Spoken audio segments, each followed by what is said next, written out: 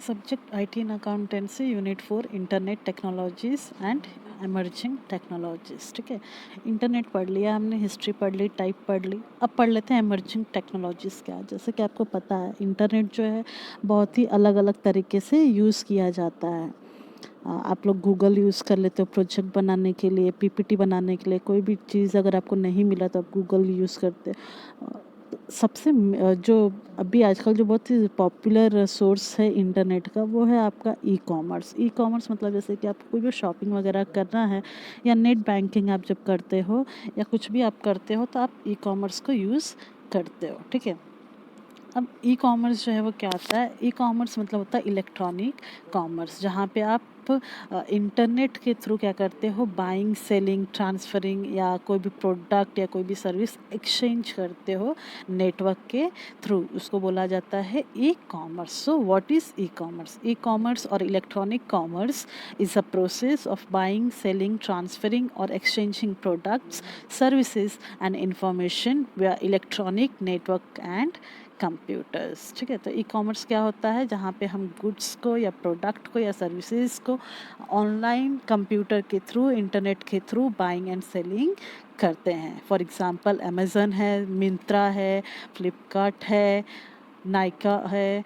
ऐसे बहुत सारे जो हैं ऑर्गेनाइजेशंस हैं, जो सोर्सेज हैं, वो आपको क्या करते हैं, ऑनलाइन प्रोडक्ट अवेलेबल करके देते हैं। ठीक है, अब ई कॉमर्स में और ट्रेडिशनल कॉमर्स में फ़र्क क्या था? देखो, ट्रेडिशनल कॉमर्स जो है ना थोड़ा सा टाइम लेता था। मतलब जैसे आपको फॉर एग्जांपल आपके पास टाइम नहीं है, आप जॉब करते हो और कुछ ख़रीदना है, बहुत ही अर्जेंट है, तो आप ई कॉमर्स के थ्रू क्या कर सकते हो, टाइम बचा के ख़रीद सकते हो, जो कि 24/7 365 डेज़ क्या है, अवेलेबल है आपके पास। लेकिन अगर आप शॉप पे जाते तो क्या रात के 1 बजे या 2 बजे खुला होता है क्या? नहीं खुला होता है।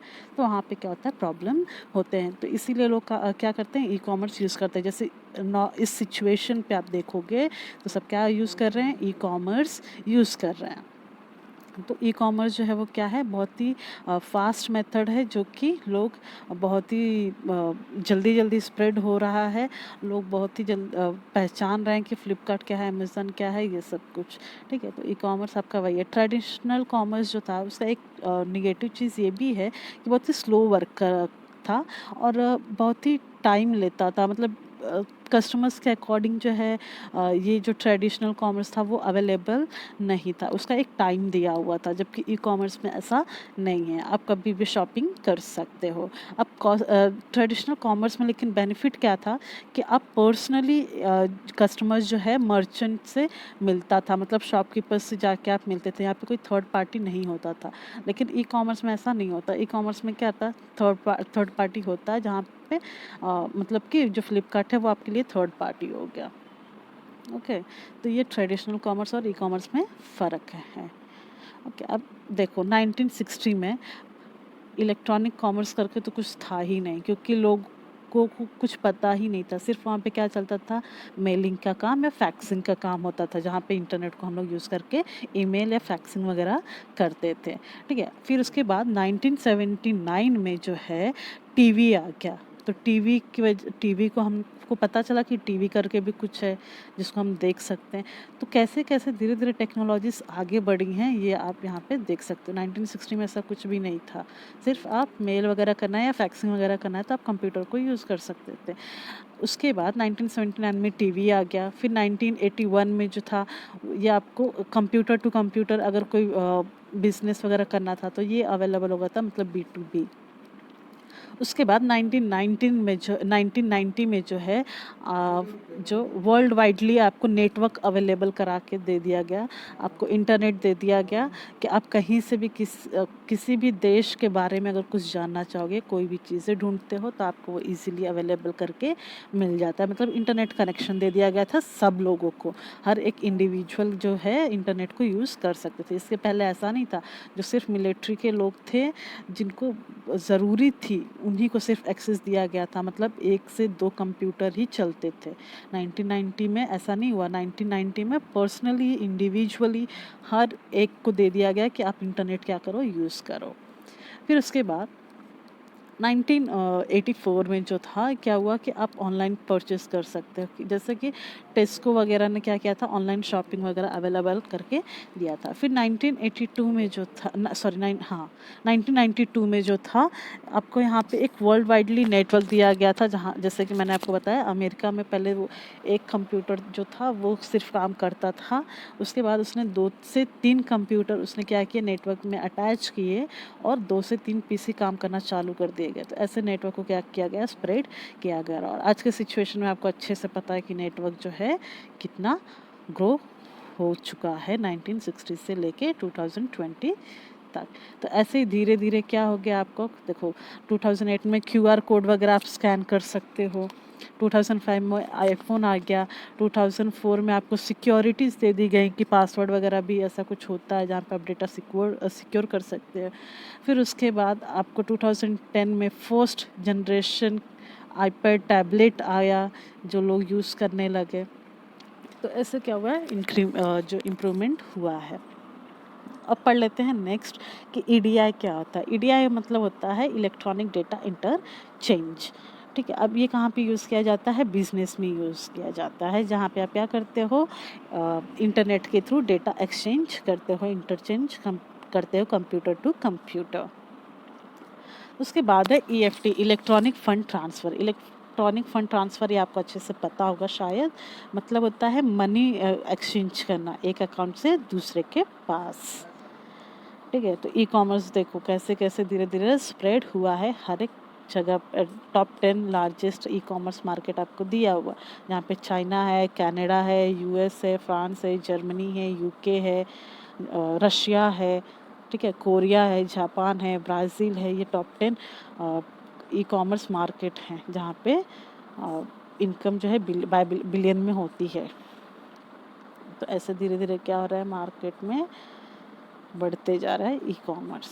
ठीक, अब ई कॉमर्स के टाइप पढ़ लेते हैं। ई कॉमर्स के टाइप कितने हैं, तो टोटल 4 टाइप हैं।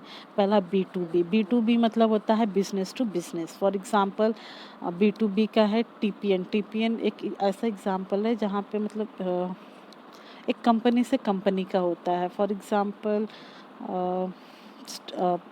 रिजर्व बैंक ऑफ इंडिया से लेके बैंक ऑफ बड़ौदा या बैंक ऑफ इंडिया, ये जो है ये क्या है, B2B है। ठीक है, अब उसके बाद सेकंड एग्जांपल जो है जो टाइप है वो है B2C, मतलब business to customer. Business to customer का एग्जांपल अगर हम लेंगे तो अमेज़न है, फ्लिपकार्ट है, मिंत्रा है। ठीक है, तो ये जहाँ पे एक ऑर्गेनाइजेशन क्या कर रहा है, कस्टमर्स को सर्विस प्रोवाइड कर रहा है। नेक्स्ट पढ़ लेते हैं C2B। C2B मतलब क्या होता है, कस्टमर टू बिजनेस। तो एग्जांपल क्या ले सकते हैं, कस्टमर से बिजनेस में क्या जा रहा है, आप क्या शेयर करते हो कस्टमर से, तो आप कस्टमर टू बिजनेस में जो चीज़ें जाती हैं, जैसे कि हो जाता है किसी का ब्रांड इमेज या कोई प्रोडक्ट आप जब बोलते हो तो।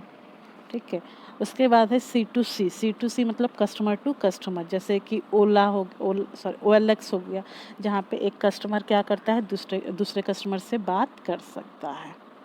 देखो B2B, और आपको एक ऐसे दिया हुआ है डायग्राम के थ्रू कि कैसे सर्विस होता है B2B में।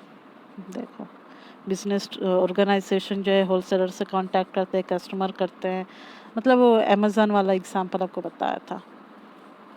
फिर B2C का देख लो आप, वेबसाइट जो है थर्ड पार्टी है, यहाँ पे वेबसाइट जो है थर्ड पार्टी है। फिर C2B में भी वेबसाइट जो है थर्ड पार्टी आ रहा है, जहाँ पे आप पैसे वगैरह ट्रांसफ़र करते हो। फिर OLX का एग्जांपल आपको दिया था, जहाँ पे एक कस्टमर दूसरे कस्टमर से इंटरेक्ट होता है वेबसाइट को यूज़ करके। ठीक है, अब एडवांटेजेस ऑफ ई कॉमर्स क्या है, तो फ़ायदा आपको मैंने पहले ही बता दिया कि बाइंग एंड सेलिंग जो है इलेक्ट्रॉनिक के थ्रू किया जाता है। आप घर पे बैठे कर सकते हो या काम की जगह पे भी बैठे कर सकते हो। दूसरा फ़ायदा ये है कि आप ट्रांजैक्शन कभी भी कहीं से भी कर सकते हो। थर्ड एडवांटेजेस ये है कि आप कोई भी चीज़ जो है ई कॉमर्स के थ्रू लोवेस्ट कॉस्ट पे अवेलेबल हो सकता है अगर आप सर्च करते हो। जैसे कि आप लोगों को टीवी में एग्जांपल बहुत दिखाता है गूगल का, आपको कोई भी चीज़ चाहिए गूगल पे जाओ तो गूगल आपके लिए क्या हो गया, ई कॉमर्स का काम करके दे रहा है, जहाँ पे वो अलग अलग कंपनी से आपको कंपेरिजन करके दे रहा है कि इस कॉस्ट में भी आप क्या कर सकते हो, गुड्स खरीद सकते हो करके। तो ये एडवांटेजेस है ई कॉमर्स का। नेक्स्ट एडवांटेजेस ये है कि एट अ टाइम कितने भी कस्टमर जो हैं या क्लाइंट जो है क्या कर सकते हैं, इंटरैक्ट कर सकते हैं। फिर आप अगर आपने कोई चीज़ अगर ऑर्डर कर दिया है, बुक कर दिया है, तो आपका टाइमिंग शो करता ही है कि इतने दिन में आएगा। अगर आपको ठीक लगता है तो आप ऑर्डर करते हो, नहीं लगता है तो आप कैंसिल कर सकते हो, तो ये भी एक बेनिफिट है। फिर पैसे वगैरह ट्रांसफ़र करना है तो आपको बैंक जाने की ज़रूरत नहीं है, घर से ही बैठे-बैठे कर सकते हो, तो ये इसका क्या है फ़ायदा है।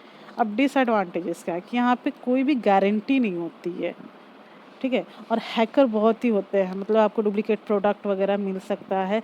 अगर आप ऑनलाइन पेमेंट करते हो तो हो सकता है कि जो हैकर होगा वो क्या करेगा, आपके पैसे चोरी कर लेता है, मतलब ट्रांसफ़र कहीं और हो जाता है। तो डिसएडवांटेजेस ज़्यादा नहीं है, कम ही डिसएडवांटेजेस हैं ई कॉमर्स के। अब नेक्स्ट पढ़ लेते हैं कि ई कॉमर्स का प्रोसेस जो है वो कैसे होता है। अब प्रोसेस कैसे होता है कि कस्टमर हो, आप समझो कि मतलब ये मेरा पहला वाला स्टेप, ठीक है? कस्टमर क्या करता है, कोई भी चीज़ ढूँढ लेता है, ऑर्डर प्लेस कर देता है। तो जब ऑर्डर प्लेस हो जाता है तो आपको एक सिस्टम प्रोसेस दिखाता है कि पेमेंट करो, ठीक है?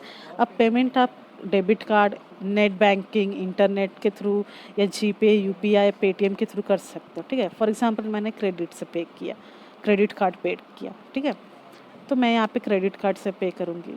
जब मैं पे कर दूँगी तभी मेरा ऑर्डर क्या होगा, कंप्लीट होगा। अब ऑर्डर कंप्लीट होने के बाद क्या होता है, ईमेल आता है कस्टमर के पास, जो कि जो बिज़नेस ऑर्गेनाइजेशंस होते हैं उनके पास भी जाता है। तो मतलब दोनों को मिल गया कि हाँ, ये स्पेसिफिक पर्सन ने क्या किया, ये प्रोडक्ट ऑर्डर किया है करके। फिर वो उस चीज़ को कहाँ पे फुलफ़िल मतलब क्या करता है, जहाँ पे होलसेलर होता है वो उनके पास जाता है। फिर होलसेलर क्या करता है, उसकी पैकिंग करता है और कस्टमर को डिलीवरी के लिए भेज दे देता है। तो ई कॉम